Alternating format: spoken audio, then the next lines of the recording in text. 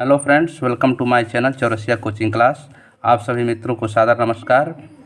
आज आपको हम सामान्य ज्ञान पार्ट 3 पर्यावरण से संबंधित बहुत ही महत्वपूर्ण सब्जेक्ट लाया हूं, जो बहुत ही महत्वपूर्ण है। इसमें आप साइंस, पर्यावरण, इतिहास से संबंधित और भी महत्वपूर्ण सब्जेक्ट से संबंधित मैं इसमें प्रश्न लाया हूं। जीव विज्ञान से संबंधित भी है, कुछ सरल प्रश्न भी है और कुछ कठिन प्रश्न भी है, चूँकि सभी का संयोजन है। तो यह कुल 50 प्रश्नों का सीरीज है जो बहुत ही महत्वपूर्ण है और आप लोग इसको अध्ययन कर सकते हैं, नोटबुक भी बना सकते हैं। अब वैसे आपका और हमारा लक्ष्य यही है कि हम आपको अधिक से अधिक प्रश्नों को आप तक पहुंचाएं, जिससे कि आपके नॉलेज में यह रहे कि कोई ऐसा प्रश्न न रहे कि जो आप उससे वंचित रहें। तो हम आपको अधिक से अधिक प्रश्नों का सीरीज आपको पहुंचा रहे हैं। अगर हमारा वीडियो अच्छा लगे तो आप लोग इसको चैनल को सब्सक्राइब, लाइक अवश्य करें तथा बेल आइकन को प्रेस करना न भूलें। ये हमारा जो चौरसिया कोचिंग क्लास है, जो आप वीडियो देख रहे हैं, इसके नीचे सब्सक्राइब रेड कलर का दिखाई देगा।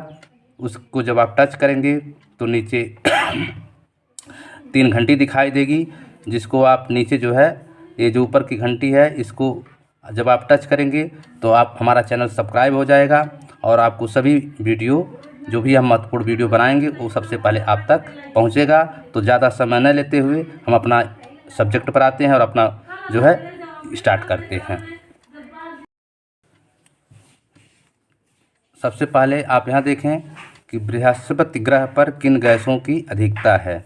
तो बृहस्पति ग्रह पर हाइड्रोजन और हीलियम गैसों की अधिकता है।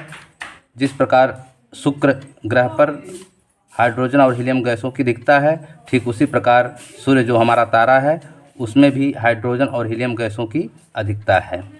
फिर आगे प्रश्न है, बृहस्पति ग्रह के कितने प्राकृतिक उपग्रह हैं। तो बृहस्पति ग्रह के कुल नेचुरल प्लेनेट 28 हैं। कितने हैं? 28 हैं। किस विशेषता के कारण शनि ग्रह को आकाशगंगा सदृश ग्रह कहा जाता है। तो इसका कारण है कि छल्ला मतलब वलय रूपी विशेषता के कारण शनि ग्रह को आकाशगंगा सदृश ग्रह, गैलेक्सी लाइक प्लेनेट कहा जाता है। तो जो शनि हमारा ग्रह है उसके चारों तरफ एक वलय मतलब छल्ला दिखाई देता है, जो हमारे आकाशगंगा की तरह दिखाई देता है। इस कारण शनि ग्रह को आकाशगंगा सदृश ग्रह मतलब गैलेक्सी लाइक प्लेनेट कहा जाता है। शनि ग्रह के कितने उपग्रह हैं। जिस प्रकार आपका बृहस्पति ग्रह के 28 उपग्रह हैं, उसी प्रकार शनि ग्रह के कितने उपग्रह हैं। तो शनि ग्रह के सर्वाधिक 30 उपग्रह हैं, मतलब सबसे अधिक शनि ग्रह के पास उपग्रह हैं। शनि ग्रह के सबसे बड़े उपग्रह का नाम बताइए। तो शनि ग्रह का जो सबसे बड़ा उपग्रह है उसका नाम टाइटन है। ठीक है, यह बहुत ही महत्वपूर्ण प्रश्न है, बार बार पूछा जाता है कि टाइटन किस उपग्रह का, टाइटन उपग्रह किस ग्रह का नाम है। तो वह शनि ग्रह के सबसे बड़े उपग्रह का नाम टाइटन है। उपग्रह का शाब्दिक अर्थ है। अब बार बार उपग्रह का हम नाम ले रहे हैं, तो उपग्रह किसे कहते हैं इसको आप समझ लीजिए। अंग्रेजी में उपग्रह को सैटेलाइट कहते हैं, जिसका शाब्दिक अर्थ साथी या सहचर है। मतलब जो ग्रह होता है उस ग्रह के चारों तरफ जो ग्रह होते हैं वह उपग्रह होते हैं, वह जो उसके साथ घूमते हैं उनको हम साथी या सहचर भी कह सकते हैं। तो जो ग्रहों से जिनकी उत्पत्ति होती है उन्हीं को उपग्रह या सैटेलाइट कहते हैं। तो ग्रहों से जैसे पिता और पुत्र या पुत्री का जो संबंध होता है वही संबंध शनि ग्रह और उपग्रह का होता है। तो उपग्रहों की उत्पत्ति ग्रहों से होती है। तो उपग्रह का शाब्दिक अर्थ है, अंग्रेजी में उपग्रह को सैटेलाइट कहते हैं, जिसका शाब्दिक अर्थ साथी या सहचर है। यह प्रश्न आ सकता है तो पूछा भी जा सकता है। पृथ्वी से चंद्रमा की कितनी दूरी है। पृथ्वी से जो हमारी चंद्रमा है कितनी दूर पर स्थित है। तो यह 3,85,005 किलोमीटर दूर लगभग स्थित है। 3,85,005 किलोमीटर लगभग दूर स्थित है। चंद्रमा पृथ्वी की एक परिक्रमा कितने समय में पूरी करती है। जो हमारी चंद्रमा है वह हमारे पृथ्वी की एक परिक्रमा कितने समय में पूरा कर लेती है। तो 27 दिन 8 घंटे में पूरी कर लेती। कितने दिन समय में? 27 दिन 8 घंटे इसी को लगभग महीना कहा जाता है। तो एक महीना हमारा लगभग जो है यही होता है, लगभग 27 दिन 8 घंटे में हमारी जो है चंद्रमा जो है पृथ्वी की एक चक्कर या परिक्रमा लगा लेती है। इसको आप लोग याद रखिएगा। हैली धूमकेतु कितने वर्षों बाद प्रकट होता है? हैली जो धूमकेतु है यह कितने वर्षों बाद प्रकट होता है? यह लगभग 76 वर्षों के बाद प्रकट होता है, मतलब दिखाई देता है। कौन सा तारा सदैव उत्तर दिशा में चमकता है? बहुत ही महत्वपूर्ण है। जो भूगोल पढ़ते हैं, ज्योग्राफी पढ़ते हैं, कौन सा तारा सदैव उत्तर दिशा में चमकता है? तो आप लोग जानते हैं कि ये ध्रुव तारा जो है सदैव उत्तर जो है चमकता है, चाहे वो कोई भी महीना हो, कोई भी जो है समय हो, हरदम यह जो है उत्तर दिशा में ही चमकता है। इसका कारण क्या है? इसकी किरणें उत्तरी ध्रुव पर 90 अंश की कोण बनाती हैं। जी, इसकी किरणें जो है उत्तरी ध्रुव पर 90 अंश का कोण बनाती हैं। इस कारण जो है यह सदैव हमको उत्तर दिशा में दिखाई देता है। प्रधान दिक्बिंदु किसे कहते हैं? दिक मतलब होता है दिशा। तो प्रधान दिक्बिंदु किसे कहते हैं? तो प्रधान दिक्बिंदु जो है पूरब, पश्चिम, उत्तर और दक्षिण को कहते हैं। ठीक है। इसके बाद 12वां प्रश्न, मनुष्य एक सामाजिक प्राणी है, किसका कथन है? मैं आपको सभी जो है सब्जेक्ट से प्रश्न का संयोजन किया हूँ, जो बहुत ही महत्वपूर्ण है और इसमें आप सभी विषयों का संयोजन देख सकेंगे। मनुष्य एक सामाजिक प्राणी है, यह किसका कथन है? तो यह जो है यूनानी दार्शनिक अरस्तु। Man is a social animal, ये मतलब बार बार लोग कहते हैं man is a social animal. मनुष्य एक सामाजिक प्राणी है, यह किसका कथन है? तो यूनानी दार्शनिक अरस्तु का। समाज की सर्वप्रथम सूक्ष्म इकाई क्या है? जो समाज हमारा है उसका सर्वप्रथम तब सबसे पहले और सूक्ष्म मतलब छोटा या सूक्ष्मतम इकाई क्या है? तो समाज का सर्वप्रथम और सूक्ष्म इकाई जो है परिवार है। क्या है? परिवार है। आकार की दृष्टि से समाज की सबसे छोटी इकाई, अगर हम आकार की दृष्टि से देखें तो समाज की जो सबसे छोटी इकाई होती है वह एकल परिवार। परिवार में भी 2 परिवार होता है, एक संयुक्त परिवार और एकल परिवार। तो संयुक्त परिवार मतलब बड़ा परिवार, एकल परिवार मतलब माता पिता और उनके 2 बच्चे, 4 लोगों का होता है।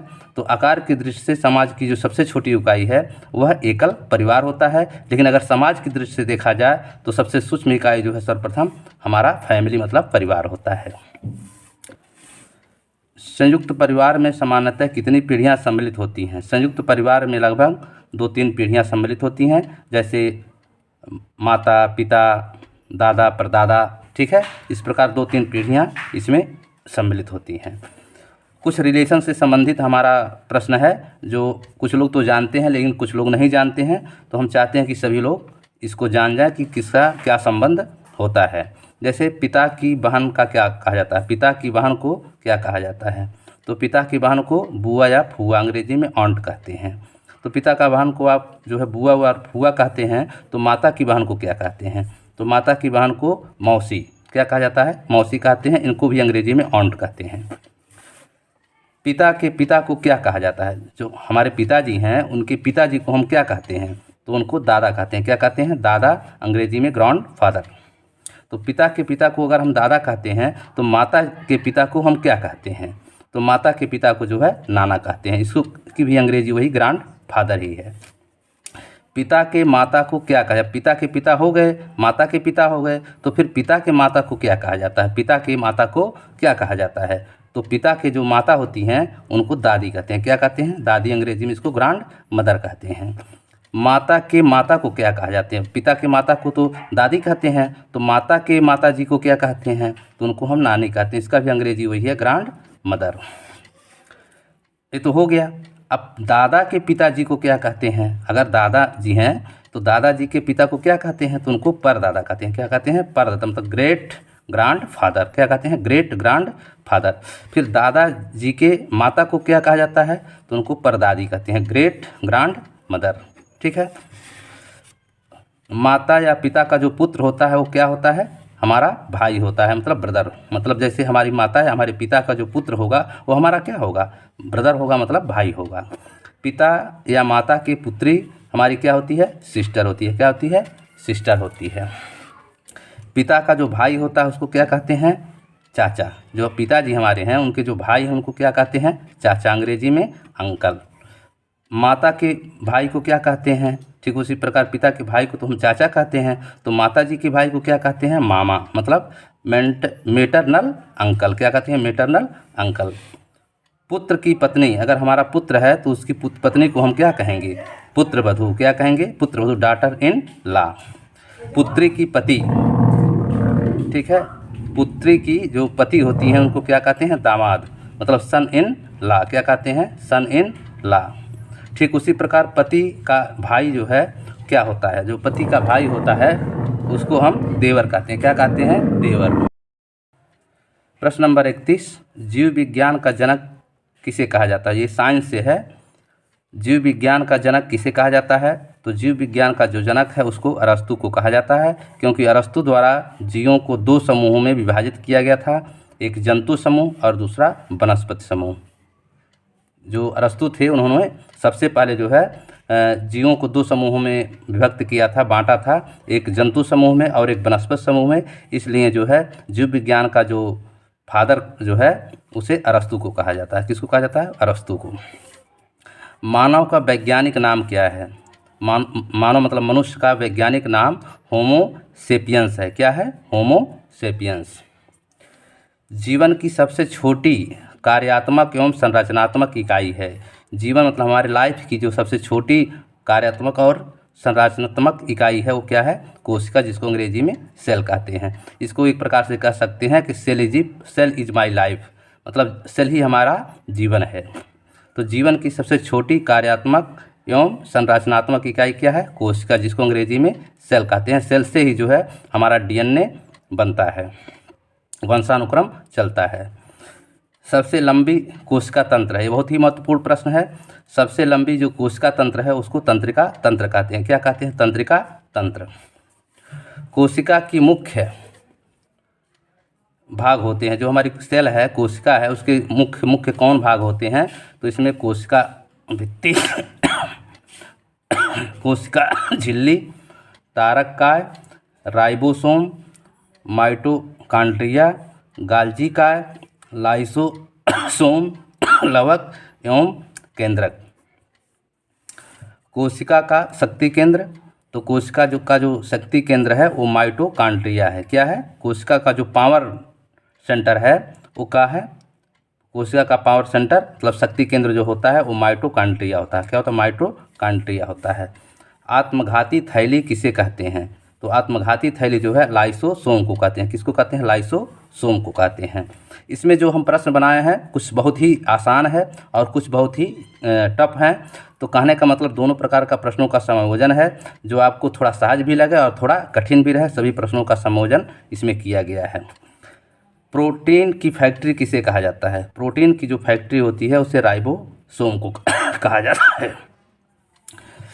फिर है डीएनए में क्या होता है, मतलब डीएनए में कौन कौन से तत्व होते हैं? तो डीएनए में जो है इसमें डीऑक्सीराइबोज शर्करा होती है। इसमें विद्यमान क्षार एडेनिन, ग्वानिन, थाइमिन एवं साइटोसिन होते हैं। आरएनए में कौन कौन तत्व होते हैं? जैसे डीएनए उसी तरह आरएनए में कौन कौन से तत्व होते हैं? इसमें राइबोज शर्करा होती है और इसमें विद्यमान क्षार थाइमिन की जगह यूरेसिल होते हैं। जो इसमें जो है डीएनए में थाइमिन होते हैं तो थाइमिन की जगह इसमें क्या होता है? यूरेसिल होते हैं। पौधे का जनन अंग है, जो पौधे का जो जनन अंग प्रजनन अंग है वो कौन है? पुष्प मतलब फ्लावर है। जड़ के कितने प्रकार होते हैं? जड़ के 2 प्रकार होते हैं, एक होता है मूसला जड़ और दूसरा होता है अपस्थनिक जड़। कौन होता है? अपस्थनिक जड़। उसके बाद हम आते हैं 43वें प्रश्न पर, जो इतिहास से संबंधित है। भारत के प्रथम राष्ट्रपति, तो आप लोग सभी लोग जानते हैं कि जो भारत के प्रथम राष्ट्रपति थे वो डॉक्टर राजेंद्र प्रसाद जी थे। भारत के प्रथम प्रधानमंत्री कौन थे? तो भारत के प्रथम प्रधानमंत्री पंडित जवाहरलाल नेहरू जी थे। भारत के प्रथम नोबेल पुरस्कार विजेता कौन थे? तो भारत के प्रथम नोबेल पुरस्कार विजेता रविन्द्रनाथ टैगोर जी थे। भारत के सर्वोच्च न्यायालय के प्रथम मुख्य न्यायाधीश कौन थे? तो भारत के सर्वोच्च न्यायालय के प्रथम मुख्य न्यायाधीश न्यायमूर्ति हरिलाल कानिया जी थे। उसी प्रकार अंतर्राष्ट्रीय न्यायालय के प्रथम भारतीय अध्यक्ष, अंतर्राष्ट्रीय न्यायालय जो है इंटरनेशनल जो है न्यायालय के जो प्रथम भारतीय अध्यक्ष थे वो न्यायमूर्ति डॉक्टर नगेंद्र सिंह जी थे। भारत के प्रथम मुख्य चुनाव आयुक्त, जो भारत के आपने चुनाव आयुक्त में जो है टी एन शेषन का नाम सुना होगा, जो बहुत ही प्रभावशाली जो है मुख्य चुनाव आयुक्त थे। तो उसी प्रकार जो है पूछा जा रहा है कि भारत के प्रथम मुख्य चुनाव आयुक्त कौन थे? तो ये सुकुमार सेन जी थे। ठीक है।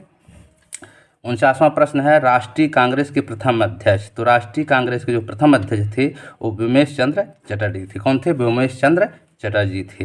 रेमन मैग्सेसे पुरस्कार प्रथम प्राप्तकर्ता, जो रेमन मैग्सेसे पुरस्कार है उसको प्रथम प्राप्त करने वाले कौन थे? विनोबा भावे जी। तो इस प्रकार से हमारा ये जो 50 प्रश्न का सीरीज हुआ।